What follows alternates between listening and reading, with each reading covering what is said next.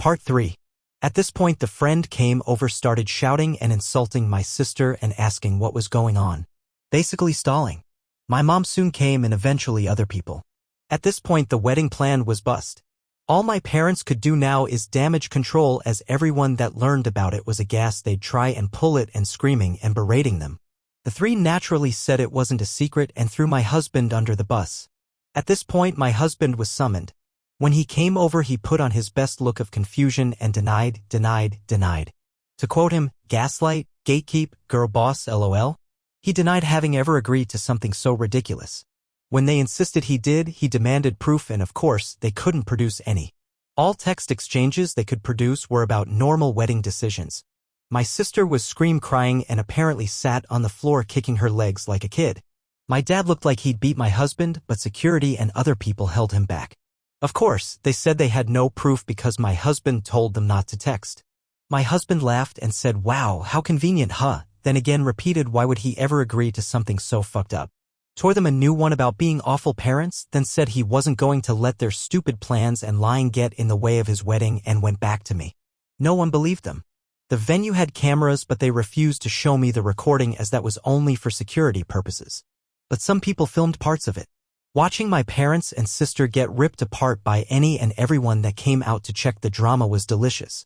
After years and years of being accused of stuff and not believed, to watch them have a taste was one of the best wedding gifts.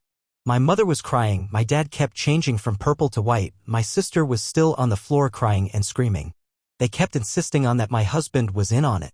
But people kept asking, why would my husband agree? Why was there no proof? Why did they want my sister to do this to my wedding? And they had no good answer to any of it. Eventually they were told to leave and had no choice but to do so. My dad apparently had to drag my sister up as she refused to leave the ground. Again, people said nothing to me all night. I guess they wanted to spare me. And maybe it's because I was the bride and not just a guest for once, but it did feel like everyone was making extra effort to be nice, positive, and excited about everything. My husband says all the expensive shit they were eating, drinking certainly helps, lol. We had a blast. My husband maintained the forced angry face for only a short while before breaking out in smiles again. After that we went to the hotel to catch some sleep before going to our honeymoon.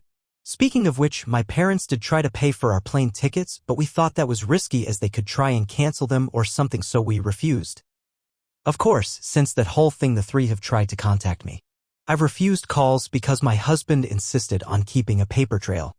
Smart thing, because my sister did eventually message me.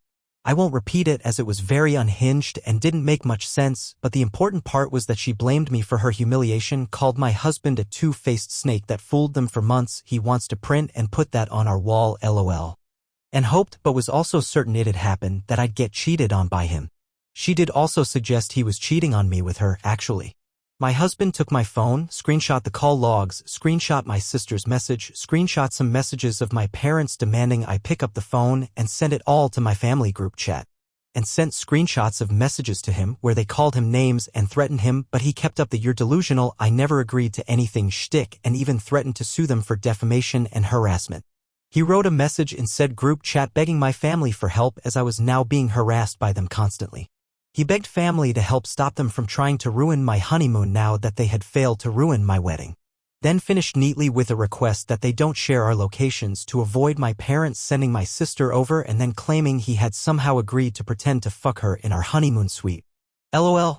My family assured him they'd take care of it. And indeed, since then we've had silence. My husband is a little disappointed my sister didn't disobey so he could tattle again while tearing her a new asshole. We'll see if it'll last. All in all, while I obviously would prefer to have a normal loving family at my wedding, at least for once in my life, they not only failed to ruin something meaningful to me, but I got them back. Extra info. Do I know why they treat me like this? I've been asked this question a lot, so I assume you all will think the same. I have wondered this all my life and I still don't know. I tried asking when I was young, but they denied any difference and scolded me for acting spoiled, so I quit trying. I've thought of many possibilities, but based on my observations I think it's this. I was unplanned.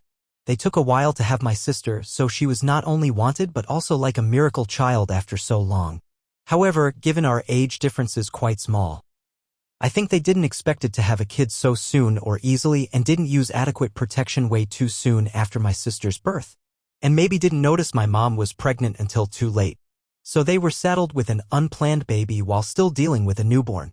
And they're not that well off, so having the extra expense likely didn't help. So they resented me. But that's my conjecture. Regardless, I've accepted the answer won't truly matter. What they did to me was unwarranted no matter what. Did they really think this would work? My husband and I talked, and we have the theory that they never wanted to do this at all. We think my sister threw a tantrum over me getting married first when she barely gets dates, and they gave my husband that outlandish proposition. As in, they didn't want to pay for my wedding and didn't think we'd accept or that it'd even look good for them to do it. But by suggesting it and being refused, they could look like the good guys to my sister while having an excuse to not give me a dime. But then my husband accepted it and they couldn't backtrack or else risk my sister turning on them. Edited to fix some typos. Summary: because it did get too long, bad parents want to have my sister walk down the aisle at my wedding first, in wedding dress and all. My husband pretends to go along with it and uses this as an excuse to get my parents to pay for the most expensive stuff possible for my wedding, which they only did because they thought it would be for my sister's sake. When the day comes though, we hired security that didn't let her in. When family called out my parents, they said my husband was in on it. But my husband denied it. There was no evidence, so no one believed them. So now family is against them, no one believes them, my sister didn't ruin my wedding and we got a lot of money out of them.